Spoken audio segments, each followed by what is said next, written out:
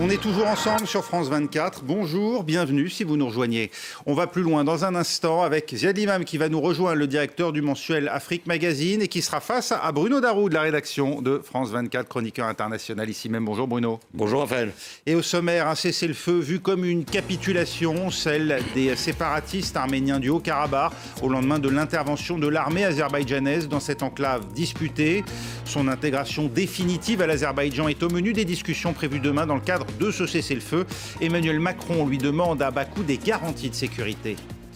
Dîner royal à Versailles, le roi Charles III d'Angleterre et son épouse Camilla reçus au terme de cette première journée de leur visite d'État ici en France par le couple Macron, entouré de 160 convives de marque venus célébrer l'amitié franco-britannique. C'est tout de suite, on va plus loin.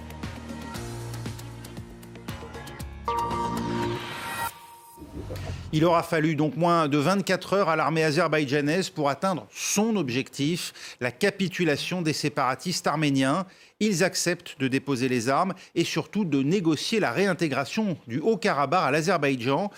La réponse aura été d'autant plus rapide que les combats furent meurtriers. Au moins 200 morts d'après l'Arménie dans cette enclave que se disputent les deux voisins. On fait le point en images avec Nabia Makloufi ou Sibrahim.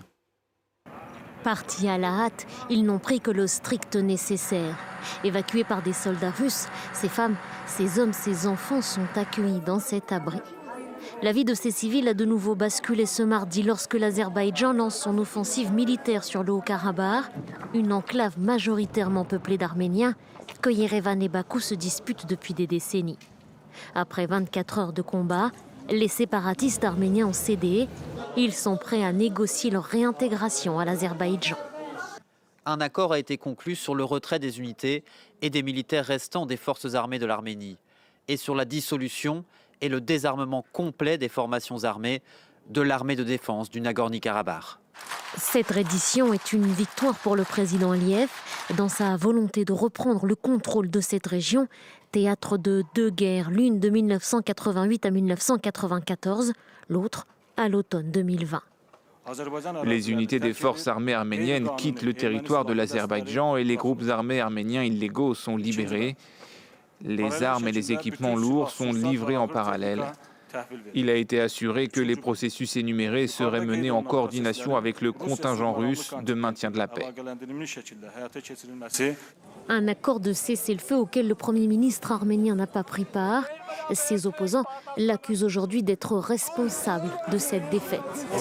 Si les soldats de la paix ont proposé un accord de paix, cela signifie qu'ils ont accepté pleinement et sans aucune réserve la responsabilité d'assurer la sécurité des Arméniens du Haut-Karabakh et de leur fournir les conditions et les droits pour qu'ils puissent vivre en toute sécurité sur leurs terres et dans leurs maisons.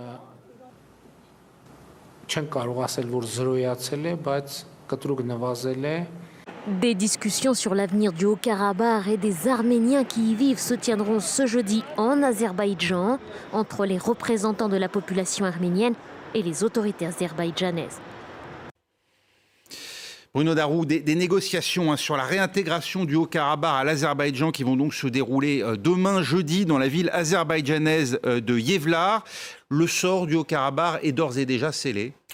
Écoutez, je pense ce soir qu'on peut dire qu'il est quasiment scellé, c'est-à-dire que l'Azerbaïdjan, en très peu de temps, a réussi à vraiment remettre la main sur le Haut-Karabakh. Alors, il faut rappeler que, selon le droit international, le Haut-Karabakh est partie du territoire azerbaïdjanais, que la communauté internationale n'a jamais reconnu la sécession de cette province du Nagorno-Karabakh par les Arméniens de cette région. Mais en tout cas, les Azerbaïdjanais sont allés très vite et visiblement, vu l'ampleur des moyens qui ont été déployés, eh bien, les séparatistes arméniens du Haut-Karabakh, visiblement, ne pouvaient pas faire le poids. Il y a eu, on pourra y revenir aussi, l'attitude des troupes de médiation russes qui visiblement ne sont pas intervenues et donc ont laissé les choses se dérouler. Ils sont intervenus ensuite pour superviser la trêve très localement. Mais oui, là, l'Azerbaïdjan a réussi une petite blitzkrieg et a mis en plus l'Arménie dans une position, enfin l'Arménie, donc le territoire arménien, le pays, dans une situation très difficile. Parce que s'il voulait réagir militairement, il entrait en guerre contre l'Azerbaïdjan. Du coup, l'Arménie, qui a des accords de défense avec la Russie, ne pouvait pas vraiment faire appel à la Russie, puisque la Russie intervient si l'Arménie est menacée. Et là, c'était pas le cas. C'était le territoire donc du Haut-Karabakh. Donc, cyniquement, mais bien joué, malheureusement, vu du côté azerbaïdjanais. Alors après, maintenant, toute la question demeure. Le Haut-Karabakh va être... Alors, vous avez dit réintégré, on ne sait pas quel terme employer. Oui, parce qu'en fait, jeu de la communauté internationale, il fait partie du territoire. Il n'a jamais été sorti du territoire azerbaïdjanais, mais enfin, on voit bien ce que ça veut dire. Retourner véritablement sous la coupe de Bakou, mais avec quel statut pour le Haut-Karabakh et quel sort pour les plus de 100 000 Arméniens qui vivent dans cette région.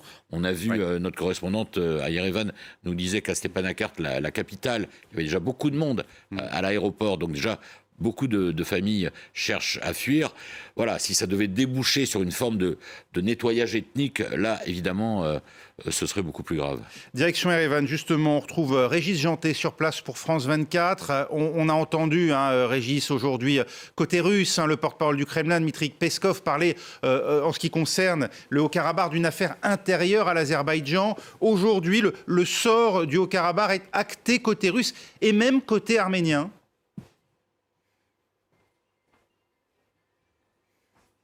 Oui, en fait, il l'est depuis un moment. La guerre de 2020 a vraiment complètement changé la donne. Et c'est dans la foulée, avec quelques pressions encore de l'Azerbaïdjan, que le gouvernement arménien et son Premier ministre, Nikol Pachinian, ont reconnu que le Haut-Karabakh faisait partie de l'Azerbaïdjan. Et puis, sur cette base, d'ailleurs, le gouvernement arménien était prêt à signer un document de paix, une vraie paix durable, si j'ose dire, mettant fin à ces 30 ans de conflit autour du Karabakh, mais en demandant une nouvelle condition très importante et qu'on ne peut pas reprocher aux Arméniens, qui était de demander des garanties pour la sécurité des 120 000 Arméniens du Haut-Karabakh, ce que l'Azerbaïdjan n'a jamais su offrir pour des raisons assez complexes qui tiennent à la fois de la souveraineté formelle qu'il veut exercer sur le territoire, peut-être du revanchisme aussi après 30 ans de statut de perdant dans ce conflit.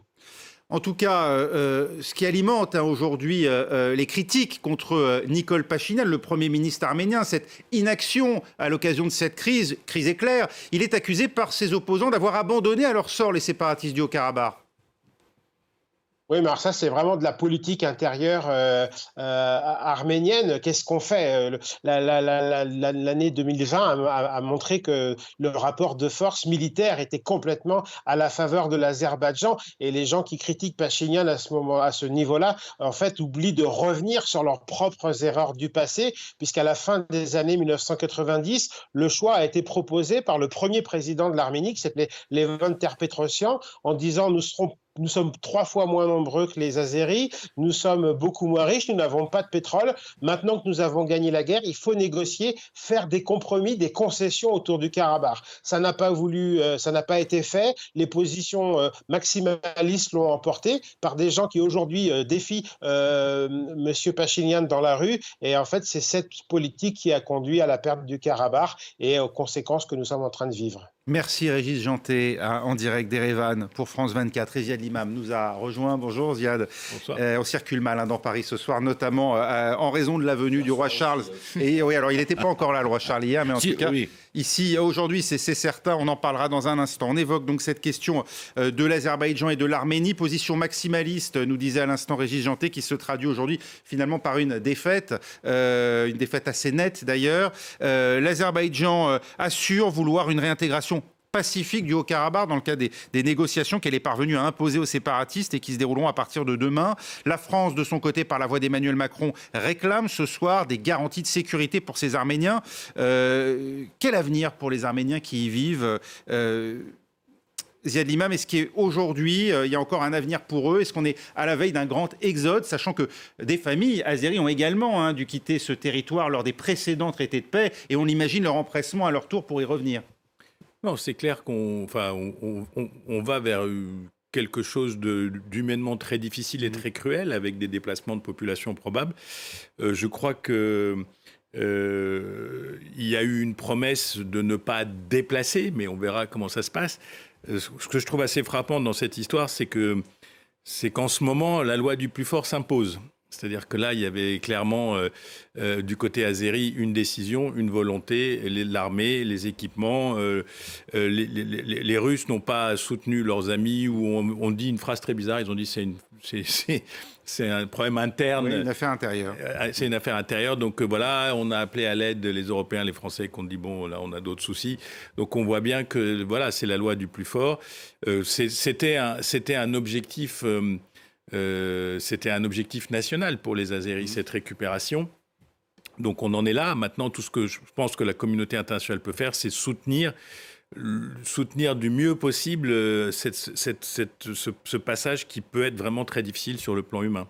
Début décembre, faut le rappeler quand même, Bruno, un des manifestants azerbaïdjanais se présentant comme des militants écologistes avait bloqué le corridor de Latchine, qui est en fait le point qui permet le passage de l'Arménie au Karabakh, provoquant un blocus de fait de cette enclave. Est-ce qu'il s'agit là d'une volonté en réalité planifiée dès le départ de l'Azerbaïdjan ? Écoutez, oui, forcément la question se pose, même si on remonte au conflit de l'automne 2020, qui a permis en fait à l'Azerbaïdjan de conquérir des territoires tout autour du Haut-Karabakh qui était contrôlé de fait par l'Arménie. Donc déjà, ils ont récupéré ça. Ensuite, il y a eu cette stratégie quand même très dure vis-à-vis des populations arméniennes du Haut-Karabakh de faire en sorte que le corridor de Latchine carrément soit fermé. Dans l'indifférence générale de la communauté internationale. Dans l'indifférence générale, en utilisant effectivement ces pseudo-militants écologistes. On voit les images là. Donc déjà, depuis le mois de décembre, la situation humanitaire, alimentaire, était quand même extrêmement compliquée.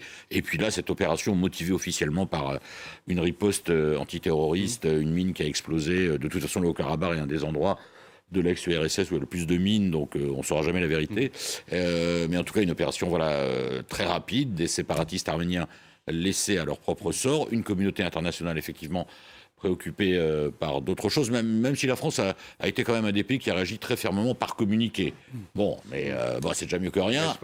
Non, ça n'empêche pas, mais enfin, voilà, d'autres pays, on les a même pas entendus. Même les États-Unis ont réagi avec qui s'était tourné dernièrement l'Arménie. L'Arménie avait organisé des manœuvres militaires assez récemment. Voilà, et c'est très cynique, mais effectivement, comme au regard du droit international, comme je disais, le Haut-Karabakh fait partie du territoire azerbaïdjanais. Eh bien, voilà, l'Arménie elle-même ne pouvait pas, au regard du droit international, s'en prendre vraiment à l'Azerbaïdjan. Et puis le rapport de force, évidemment, ne lui était pas favorable. Oui. Donc elle n'a même pas pu faire appel aux accords de défense avec la Russie. Alors justement, ça pose deux questions. Nicole Pachinian, le Premier ministre arménien dans cette affaire, a-t-il fait preuve de faiblesse, de lâcheté, comme le lui reprochent ses opposants? Alors, Régis Janté nous dit qu'ils ne sont pas forcément représentatifs de l'ensemble de la population arménienne. C'est vrai qu'aux dernières élections, il a été très largement conforté, Nicole Pachinian, mais on peut quand même s'interroger, avait-il les moyens de réagir? Et puis, la Russie a-t-elle fait preuve tout simplement de faiblesse? A-t-elle lâché son allié arménien dans cette affaire, ou éventuellement de cynisme? En tout cas, la Russie, je ne sais pas quel mot il faut mettre, lâcher, abandonner, passer à autre chose, c'est pas mon problème. Il y a quand même, en toile de fond de tout ça, la décomposition, recomposition de l'Empire soviétique. Visiblement, en Asie centrale, il y a une espèce de... peut-être de relâche de la Russie, le Kazakhstan qui prend ses distances. Il y a le rôle de la Turquie qui a pris un rôle de puissance extrêmement prégnante dans la région, puisqu'ils soutiennent leurs cousins azéris. Donc voilà, je pense que, franchement, je ne suis pas au fait des détails de la politique intérieure arménienne, mais comme l'a dit le correspondant de RFI, votre confrère tout à l'heure, tout ça est une longue histoire de renoncement, d'erreurs stratégiques et d'erreurs tactiques. Donc peut-être que maintenant on fera payer les pots cassés de la défaite au Premier ministre, mais ça ne changera pas les données sur le terrain et ça ne changera pas le fait que probablement le Karabakh va redevenir totalement azéri et que c'est une page de l'histoire qui se tourne. Et pour l'Arménie aussi, c'est une page de l'histoire qui se tourne. C'est-à-dire se reconstruire après avoir perdu ce qui était quand même un enjeu national, ça peut être très compliqué. On a pu parler dans le passé de conflits par procuration, par proxy, on disait, entre la Russie, la Turquie. Ce qui se passe en ce moment montre une évolution aussi du rapport entre ces deux puissances. Oui, Bruno. Parce que... alors après, c'est difficile de savoir s'il y a eu un accord. En gros, si la Russie a... sans lâcher complètement l'Arménie, puisque c'est quand même les Russes qui ont travaillé sur la trêve. Sur le deal, oui. Voilà, au dernier moment, bon, Sans s'être interposé, nous disiez-vous, hein, face à ces au moins 200 morts, nous dit-on côté arménien. Alors après, dans leur mandat, les 2000 soldats russes maintien de la paix, ne pouvaient riposter que s'ils étaient directement attaqués. En cause, Bon, en tout cas, ils ne sont pas intervenus. Bon, là, ils interviennent maintenant pour essayer de bâtir la trêve. Mais la Russie, alors on dit lâcher l'Arménie, mais encore une fois, les accords de défense, c'était entre l'Arménie et la Russie. Oui. Et concernant le statut du Haut-Karabakh, comme ça, c'est toujours resté dans le flou. L'Arménie elle-même, d'ailleurs, est très compliqué pour elle. D'où la position inconfortable de Nicole Pachinian. Voilà, mais en tout cas, la Russie a quand même dû laisser faire, qui a aussi de bonnes relations avec Bakou, a quand même très certainement laissé faire les Azerbaïdjanais. Et après, il y a la question de savoir, entre la Russie et la Turquie dans cette zone, est-ce qu'il y a un partage des tâches ou est-ce que c'est la Turquie qui est en train de s'imposer, puisque donc vous voyez que l'Arménie est prise en sandwich sur la carte là, entre la Turquie et l'Azerbaïdjan. En 2020, la Turquie avait aidé l'armée azerbaïdjanaise. Donc voilà, mais c'est une bonne opération aussi pour la Turquie. La Russie, on a l'impression qu'elle laisse faire, qu'elle dit bon bah. Voilà, c'est un dégât collatéral. Voilà, le Karabakh, on a d'autres chats à fouetter en ce moment et on ne peut pas non plus se fâcher avec l'Azerbaïdjan, qui, évidemment, par rapport à l'Arménie, a l'arme du pétrole, qui est quand même importante. Et oui. Une ressource énorme. Une victoire turque ou ce serait abusif de le penser? Non, supplémentaire pour Erdogan. Un constat que la Turquie est la puissance régionale qui compte, qui oui, ça va pas forcément avec une opposition entre la Russie et la Turquie. Oui. Voilà. D'ailleurs, même il y a des. Oui, parce que la Russie était plus puissance médiatrice dans ce conflit. Voilà. Bon, enfin, quand même, même si elle est puissance médiatrice, c'est quand même pas terrible. Enfin, je veux dire, en termes de rayonnement, de rayonnement, je ne sais pas si on peut parler de rayonnement de l'armée, de la puissance militaire russe, mais disons que ça prouve que cette puissance russe est étirée à un point que certaines choses passent par perte et profit pour des fronts plus... Pour la guerre en Ukraine. C'est ça, pour des fronts plus importants, oui. Imaginez à présent, alors on va vraiment changer de sujet, Mick Jagger, Hugh Grant, Charlotte Gainsbourg, encore Arsène Wenger, réunis autour d'une même table avec Didier Drogba. J'ai vu Didier Drogba arriver. Si on commence à les nommer tous, qui sont 160 convives et célébrités, c'est en ce moment même à Versailles le dîner d'État que donne le couple Macron en l'honneur du roi Charles III et son épouse Camilla. Enfin en France, après un rendez-vous annulé en mars pour cause de manifestations à l'époque, Marc Paupe nous résume cette journée en images. Pour Charles III, Paris déroule son tapis rouge. Le souverain effectue une visite d'État de 3 jours pour resserrer les liens franco-britanniques mis à mal par le Brexit. Sur les Champs-Élysées, le couple royal est accueilli par Emmanuel Macron et son épouse. Ensemble, ils ravivent la flamme du soldat inconnu au son des hymnes nationaux.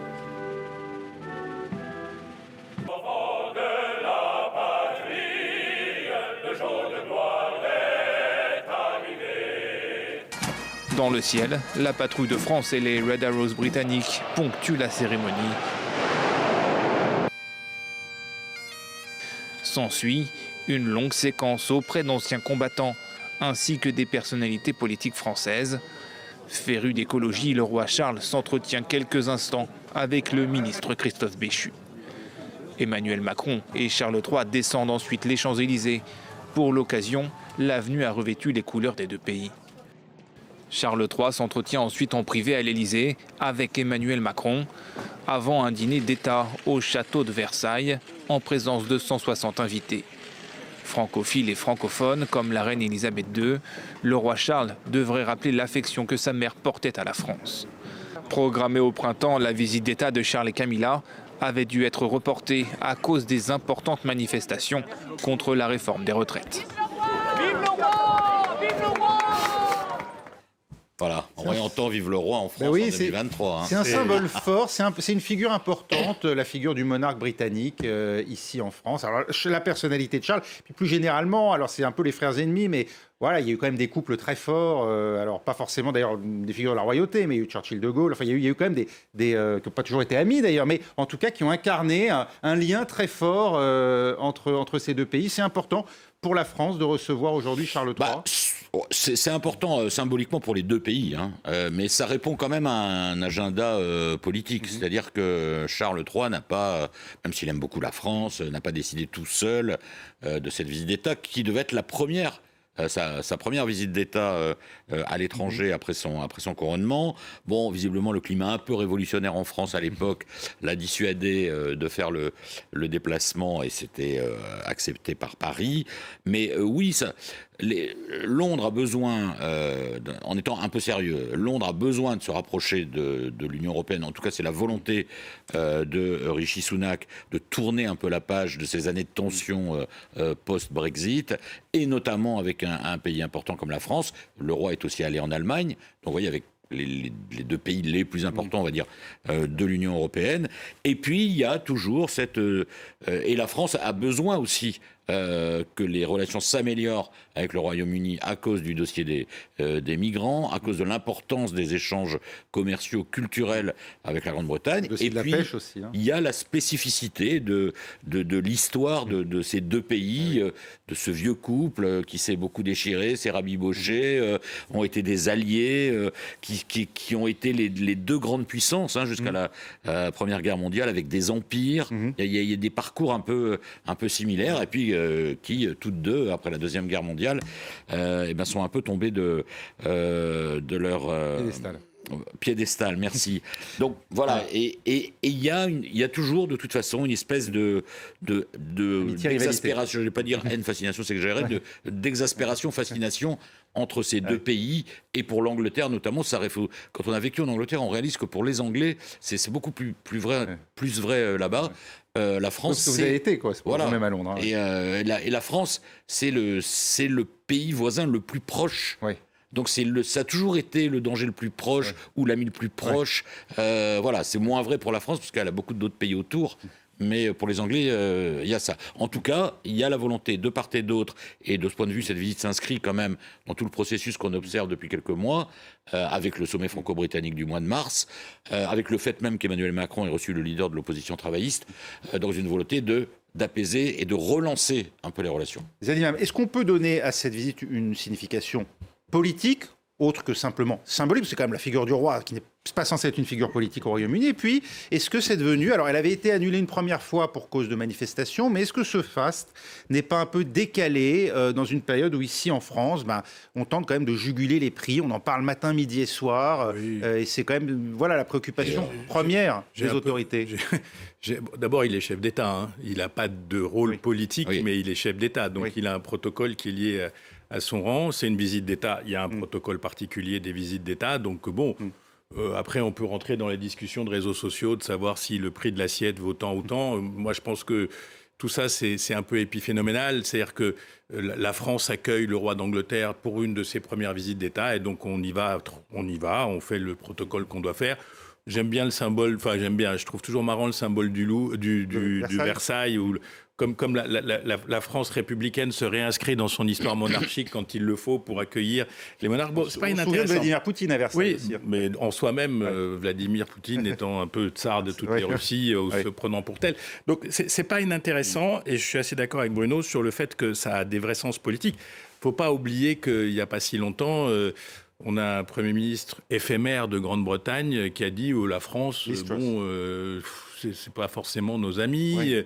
La presse conservatrice anglaise est déchaînée régulièrement contre la France, qui serait l'espèce d'organisateur en sous-main d'un Brexit dur qui empêcherait les gens de voyager, de commercer, etc.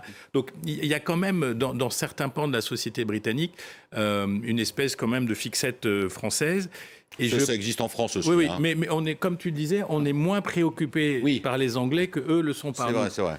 Peut-être le foot ou le rugby viendra, mais voilà. Et je pense quand même que ça s'inscrit aussi, comme a dit Bruno, dans un processus, j'ose pas dire de débrexitation, mais en Angleterre, il y a vraiment une prise de conscience maintenant, et ça se voit dans les sondages, que ce Brexit, c'était probablement une erreur, et surtout ça marche pas.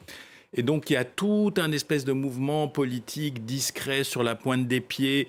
Alors, on va renégocier. Alors, Rishi Sunak qui dit sur certains paramètres, mais le leader du Parti travailliste parle de renégociation pratiquement des accords de libre-échange entre l'Union européenne et l'Angleterre. Donc, on voit qu'on est rentré dans une phase... qui va être musclé, parce que le ressentiment européen est quand même assez... sur l'aspect purement Brexit, est assez fort. Donc si jamais on rentre dans ce moment-là, Ça va être intéressant à voir. Et puis Charles III, c'est un roi un peu particulier. Il s'est remis dans les clous après quelques semaines de dépasser peut-être un rôle. Mais il trouve toujours le moyen d'envoyer un petit message, comme quand il parle au ministre de l'écologie. Voilà, il trouve toujours des gestes pour faire sentir ce qu'il pense. Et comme on a dit au début de l'émission, au début de la discussion, vive le roi en France, c'est quand même assez en français. C'est pas majoritaire. Hein. On est dans le regret, comme le dit Ziad, c'est-à-dire ça s'inscrit dans une phase où peut-être ça augure de rapprochement. Alors on dit qu'Keir Starmer, il a rencontré Emmanuel Macron mardi, on le dit favori pour les prochaines élections générales au Royaume-Uni. Il y a encore quelques mois, on jugeait totalement impensable un retour sur ce qu'a été le Brexit. C'est une possibilité aujourd'hui. Le débat commence à apparaître en Grande-Bretagne un peu effectivement sur la pointe des pieds, mais certains, alors plutôt évidemment à gauche, plutôt dans les rangs travaillistes, disent même, alors ils le disent pas là pour tout de suite dans les 3-4 mois, mais penser à demander à adhérer à nouveau à l'Union européenne. Mais ça, ce serait au mieux à horizon 3, 4, 5 Non, la première étape, on imagine les fonctionnaires européens qui vont s'arracher les cheveux. Mais là, on est dans la première étape, effectivement. C'est de rediscuter l'accord qui a été quand même signé par Boris Johnson, il faut s'en rappeler. Et donc, il est particulièrement restrictif pour les Anglais. C'est pour eux que c'est particulièrement difficile, parce que pour la France et pour le reste de l'Union européenne, c'est un tracas, mais c'est pas central. Mais alors que pour les Anglais, c'est central. Et ce qui est très impressionnant, c'est que les entreprises qui ont le plus payé en Angleterre, c'est les PME. C'est toutes ces milliers d'entreprises qui faisaient du commerce facilement avec l'Europe et qui, du jour au lendemain, se retrouvent derrière un paper wall, comme ils disent, un paquet de documents. Voilà, donc paperasse à suivre. À suivre, donc. Merci. Et il y aura peut-être une finale, peut-être, de rugby, on ne sait jamais. Oui, alors là, il n'y aura plus d'entente cordiale, ça sera chacun pour soi. Mais en fait, entre les Français et les Anglais, on adore se détester de temps en temps, mais dans le fond, on s'aime bien. Comme vous dites. Et puis il y a un train. C'est quand même un truc de dingue. Bien sûr. Il y a quand même un lien physique. Sous la Manche. Oui. Une prouesse technologique à réaliser. Ben voilà, on va se quitter là-dessus. Merci beaucoup. La prochaine fois, je vous raconterai l'origine qui m'a été racontée cet après-midi de l'hymne britannique. God Save the King. God Save the King. Est-ce que vous... Alors, j'ai le temps. Allez, on vous accorde 30 secondes. Très bien. Eh bien, je l'ai appris cet après-midi avec un spécialiste des monarchies. C'était à la fin du XVIIe siècle, Louis XIV, à Versailles. Alors, excusez-moi, une fistule anale, donc il est très très mal. Il faut l'opérer. Donc le médecin qui doit l'opérer, évidemment, est très à peur et dit à Lully, le compositeur du roi, composez-moi un air, etc. Ce que fait Lully. Et le roi, l'opération réussit. Le roi a guéri de son inconvénient mal placé. Oui. Et quelque temps après, Handel passe à Versailles, entend l'air de Lully qui du coup avait été rejoué, l'adapte et rentre à Londres, le propose au roi. Et cet air, c'était Dieu sauve le roi. Effectivement, Louis XIV a été sauvé. Merci Bruno pour cette précision. Et son séant également. Et ce détour par l'histoire et bon appétit, bien sûr, pour tous les convives qui nous regardent actuellement au dîner de Versailles. Merci beaucoup. On se retrouve dans 2 minutes pour un nouveau journal.